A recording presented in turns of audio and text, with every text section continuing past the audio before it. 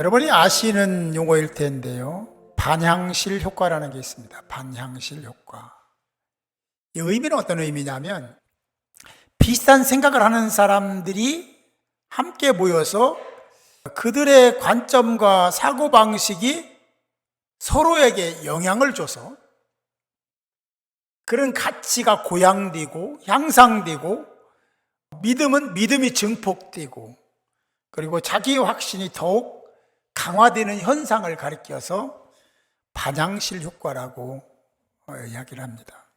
우리 교회 각 소그룹 터교회가 이 반향실, 영적인 반향실 효과 속에 믿음이 돈독해지고 할렐루야 하나님이 기뻐하시는 소그룹 터 교회를 만들어 가는 지혜롭고 복 있는 하나님이 인정하시고 칭찬할 만한 그리고 복을 주실 만한 여러분들이 되시기를 주님의 이름으로 축복합니다.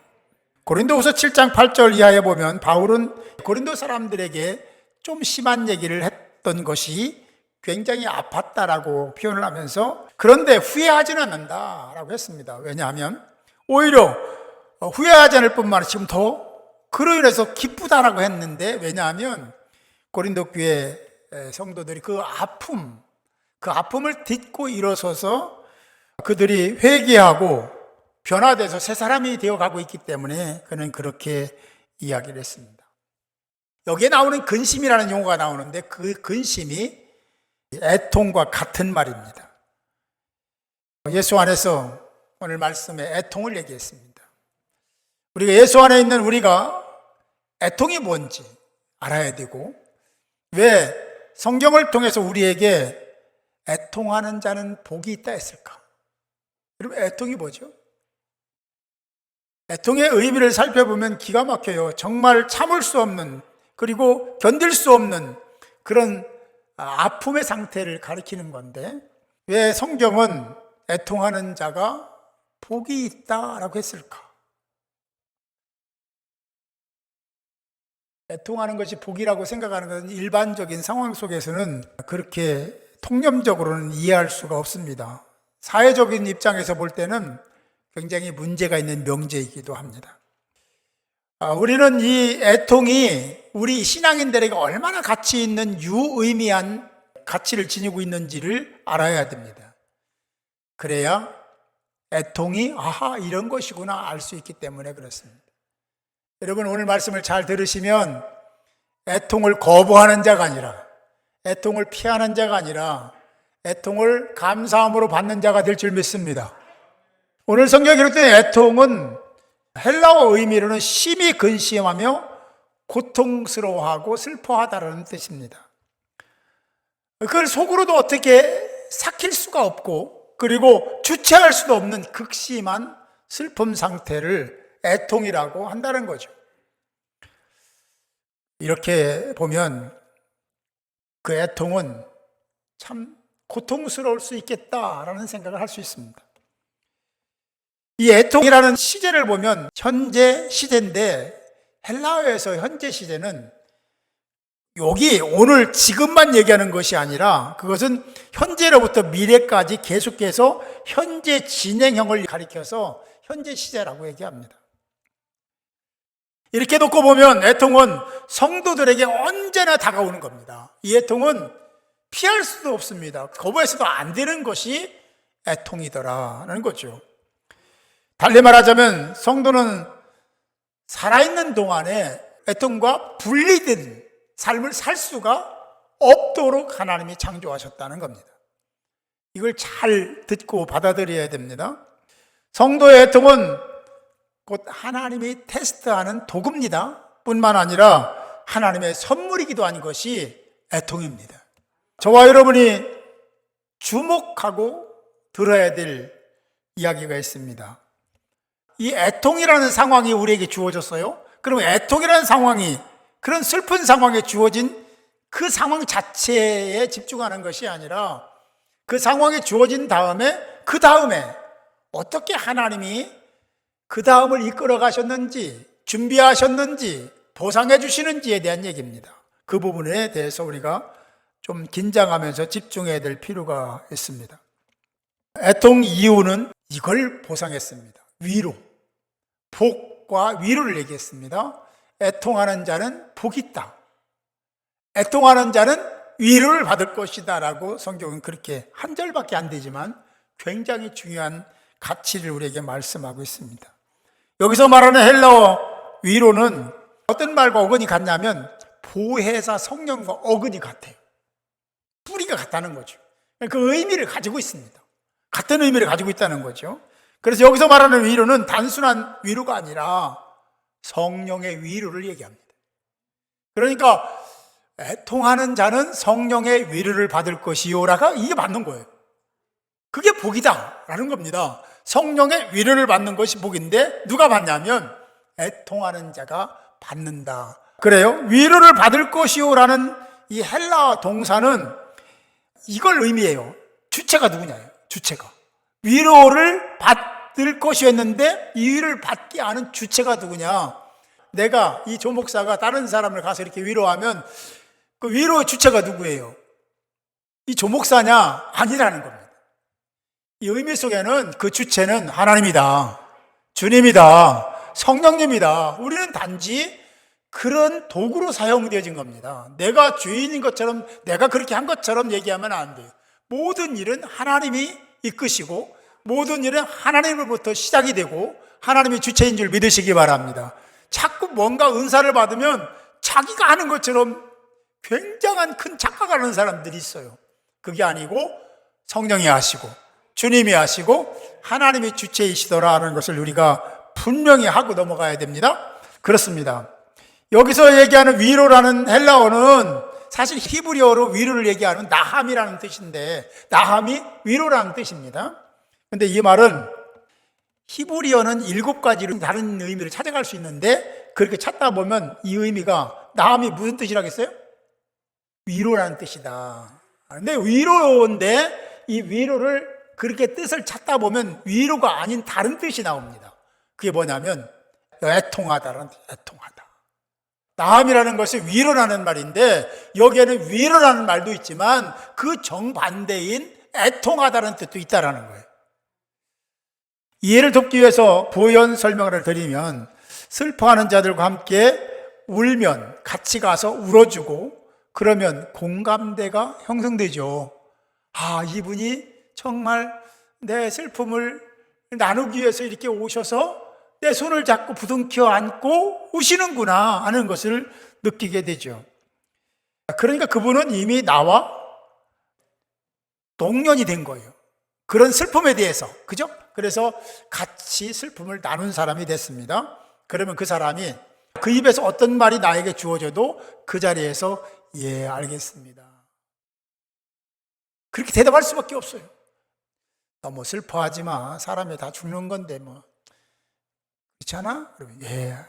이렇게 대답할 수밖에 없어요. 왜? 이미 나하고 마음을 같이 했기 때문에 밥도 많이 먹어. 잠도 잘 자. 그런데 그렇지 않은 사람이 와가지고 그렇지 않아도 인정하지도 않는데 그 사람이 와서 운 것도 아니고 뭐 손 잡아준 것도 아닌데 그런 얘기를 똑같이 하면 네가 뭘 한다고 슬퍼하지 말라고 그래? 괄호 열고 괄호 닫고 그러겠지만 하여튼 그렇게 다 받아들이질 않는다는 거죠.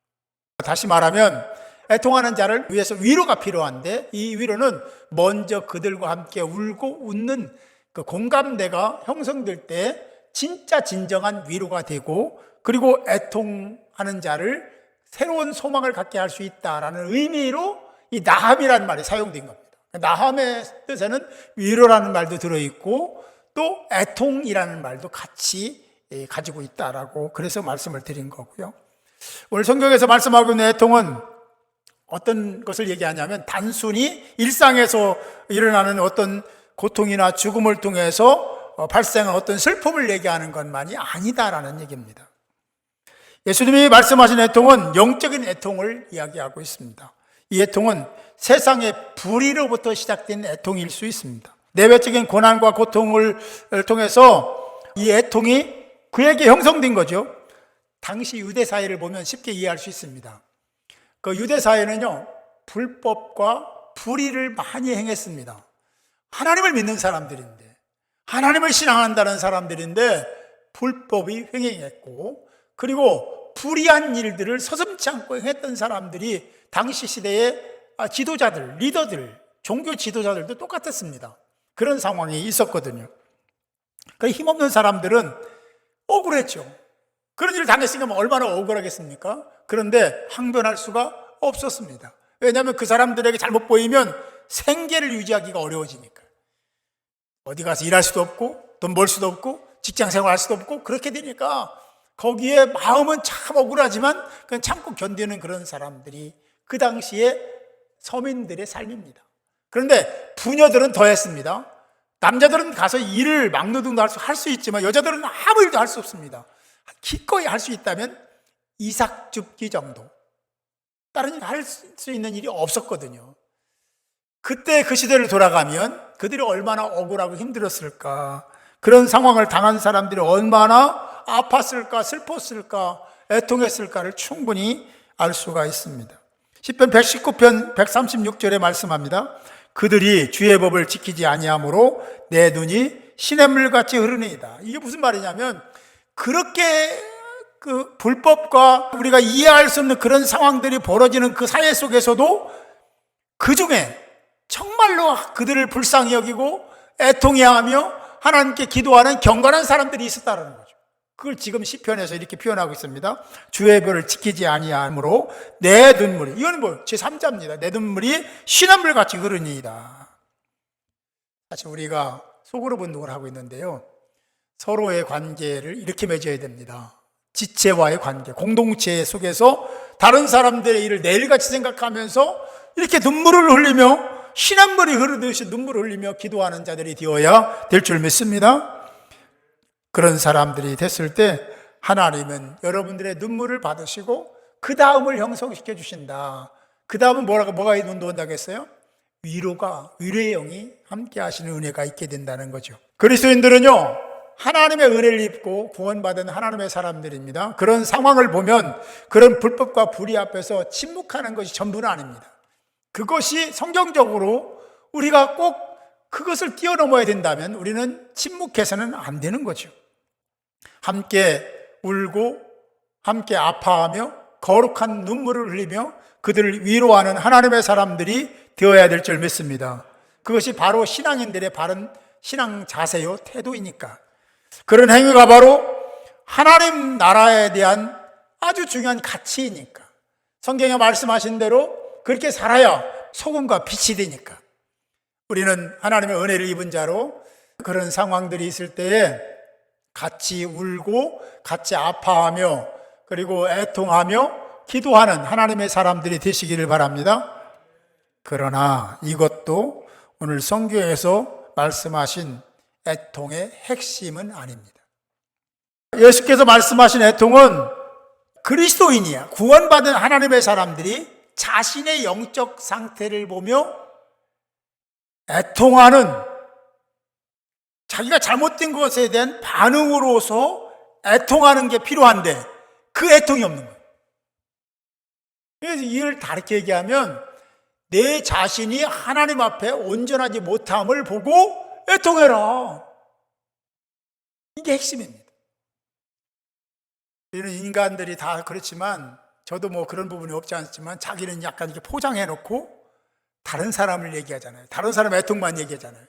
진짜는 네가 더 큰 애통을 해야 돼. 네 자신을 보고 네가 더 크게 울고 회개해야 되는데 너는 하지 않고 다른 사람만 보냐. 다른 사람을 애통하는 것을 같이 애통하지 말라는 얘기가 아니라 더 중요한 핵심이 뭐냐면, 앞에서 한 얘기가 틀린 얘기라는 게 아닙니다. 맞는 얘기인데 더 핵심적인 얘기는 뭐냐면, 내가 하나님 앞에서 합당하지 못한 자신이 그런 하나님 앞에서 부끄러운 너를 보면서 애통해야 되는데 그 애통이 왜 없냐, 이겁니다. 나는 불의에 대하여 눈물을 흘리며 기도했는가? 나는 나 자신의 이기적인 허물, 죄에 대해서 애통하고 있는가? 나는 이런 존재입니다라고 하나님 앞에 고백해야 될 줄 믿습니다. 나는 무능하고 게으른 사람입니다. 나는 사람에 대해서 무관심했고 나만을 생각했습니다. 이기적이었습니다. 뭐 고백하면서 자기를 볼 수 있는 눈을 열어가는 하나님의 사람이 되어야 될 줄 믿습니다. 로마서 7장에 보면 이런 말씀이 나와요. 바울에 대한 얘기인데요. 바울이 이런 얘기를 해요. 자신이 원하고 있는 것이 있는데 자기가 원하는 것을 하지 못하고 원치 않는 어떤 것을 하더라고요. 여러분 잘 알고 있는 말씀이죠. 나는 선을 행하고 싶은데 선을 행하기는커녕 악을 행하고 있는 나를 발견하게 된다. 바울의 얘기를 요약하면 그런 얘기입니다.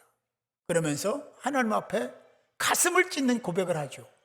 7장 24절에 보니까 오라 나는 곤고한 사람이로다. 이 사망의 몸에서 누가 나를 건져내랴. 가슴을 찢으면서 한 고백이라고 저는 생각합니다. 얼마나 아팠으면 이렇게 고백할까. 그러면서 뭐라고 하냐면 이 사망의 몸에서 누가 나를 건져내려 하면서 우리 주 예수 그리스도로 말미암아 하나님께 감사하리로다. 두 가지를 얘기했어요. 하나는 나는 곤고한 사람이고 이 사망, 죽음의 사망이잖아요. 죽음에서 누가 나를 건져낼 수 있겠는가. 절망적인 얘기를 하는 거죠. 자신을 혹독하게 평가하고 있습니다. 우리가 자신에 대해서 아주 냉혹하게 판단할 수 있어야 됩니다. 근데 사람들은 자기는 포장해요. 이 정도면 됐지 뭐. 월상 예배도 나오고 새벽 예배도 가끔 나오고 예배는 그래 드리잖아. 터 예배도 다 드려. 그래서 자기를 포장해놓고 살 때가 많아요. 그런데 바울이 저와 여러분보다 부족했습니까?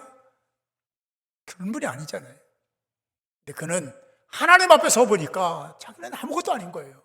너무 미약한 거예요. 너무 나약한 거예요. 너무 게으른 거예요. 그리고 내가 알고 있는 말씀대로도 살지 못하는 거예요. 내 자신이 원하고 하고 싶은데 그걸 못하는 거예요. 그리고 오히려 악을 행하고 있는 자신을 볼 때 얼마나 자괴감이 컸을까. 지금 오늘 본문에서 애통하라는 것은 바로 그런 겁니다. 자기를 봐야 된다는 거예요. 자기를 보고 울어야 된다는 거예요. 자기가 얼마나 어리석고 이기적이고 자기중심적인가를 보면서 하나님 앞에 울어야 된다는 거예요. 그 애통해야 된다는 거예요. 바울은 하나님을 잘 알았고 예수님을 잘 알았습니다. 사랑하는 성도 여러분, 바울의 이 영적 상태를 보면서 나도 바울처럼 살아야 되겠다고 결심하는 저와 여러분이 될 수 있기를 바랍니다. 저는 이런 바울을 통해서 도전을 받고 위로를 받습니다. 정말 그런 그가 또 하나 고백을 했는데 이런 고백을 내가 우리 주 예수 그리스도로 말미암아 감사하리로다. 이게 하나님을 알면 예수님이 누군가 알면 이런 고백을 할 수밖에 없다는 생각을 해요. 이 바울은 그런 자기의 처절한 그 애통을 보시고 하나님이 자기를 위로해 주실 것을 알았습니다. 그래서 바울은 주님께 감사를 드리고 있습니다. 누가복음에 보면 예수님이 예루살렘 성의 영적 상태를 보시고 통곡하며 우셨습니다. 이 애통하신 것은 단순히 애통이 아니라 그 애통으로 인해서 하나님이신 예수가 그 사건에, 예루살렘 사건에 그 영적 상태에 이미 개입을 하시고 터치를 하셨다는 얘기가 되는 거거든요. 저와 여러분들이 이런 상태에 있을 때 하나님께 애통하면 우리 주님은 이미 그걸 아시고 여러분들 상태를 터치하기 시작하실 줄 믿으시기 바랍니다. 그것이 우리에게 위로가 되는 거죠. 바울도 그런 상태에서 그런 위로하시는 하나님을 느끼고 있었기 때문에 위로를 받았던 것입니다. 사랑하는 성도 여러분, 우리는 이 애통을 거부할 수도 피할 수도 없습니다. 중요한 것은 하나님이 이렇게 허락하신 이 애통을 통해서 하나님이 뭔가를 계획하고 계시고 뭔가를 이루시기 위해서 여러분들에게 그런 애통을 주셨다는 거죠. 근데 그 애통은 성경에 보면 그렇게 길지 않음을 얘기합니다. 이 노염은 잠깐이요 그 은총은 평생이로다. 노여움, 애통, 고난, 고통, 시련, 역경, 환난은 잠깐 있다가 지나간다. 그러나 하나님의 은혜는, 위로하심은 영원히 지속될 것이다 라고 성경은 그렇게 말씀하고 있습니다. 그리스도인들에게 애통은 위로받는 통로입니다. 하나님을 알면 그런 상황이 나에게 닥쳤을 때 오히려 우리가 서로를 바라보면서 위로하고 격려하고 기도하고 품어주고 배려하고 그러는 삶을 살아야 될 줄로 믿습니다. 우리 인생에서 이 애통은 필수 불가결한 겁니다. 그리스도인들에게 이 애통이 있을 때 우리 믿음이 성장하고 장성한다. 믿음의 선진들을 보면 다 그랬습니다. 이런 과정을 통해서 그들의 믿음이 성장했고 하나님의 인정을 받을 수 있는 사람이 되었다는 것을 성경을 통해서 우리는 충분히 알 수 있습니다. 그 성경은 그래서 애통하는 자는 복이 있다. 할렐루야. 애통하시기 바랍니다. 이 애통은요, 하나님의 위로를 받는 통로인데 자기가 하나님 말씀대로 살지 못하는 부분들을 예리하게 예민하게 보면서 하나님 앞에 울며 통곡하며 애통해야 됩니다. 그리고 다른 사람들이 그럴 때에는 그들에게 동련이 돼서, 그렇죠, 그들과 같이 울고 슬퍼할 수 있어야 됩니다. 그것이 우리에게 주어진 사명이거든요. 공동체는요, 그게 필요한 거예요. 우리 소그룹 공동체에 그런 상태가 있어야 됩니다. 너는 너고 나는 난데 어쩔 수 없이 만나서 이런 소그룹을 하고 있다고 생각하면 안 되는 거예요. 삶을 나눠야 되고 가치를 나눠야 되고 신앙과 믿음을 나누는 자가 되어야 될 줄 믿습니다. 그리스도인들의 애통은 세상 사람들과는 다른 것이 있다면, 그들은 고난과 시련을 당하면, 애통을 당하면 그것으로 끝이지만 우리는 그 다음에 보장되어 있다는 것, 그것을 하나님의 애통 자체를 복이라고 인정하고 계시다는 것, 그런 애통하는 자를 하나님이 위로하신다는 것, 또 돌아가면 그것이 복이라고 말씀하고 있는 거죠. 여러분에게 그런 애통한 상황이 닥친다면 감사하시기 바랍니다. 왜? 그게 복이니까. 그게 하나님의 위로를 받는 지름길이니까. 그런 상황이 형성되면 기뻐하시기 바랍니다. 아멘. 하나님은 여러분 사랑하십니다. 하나밖에 없는 아들을 죽이기까지 그 이상으로 사랑한 대상이 여러분입니다.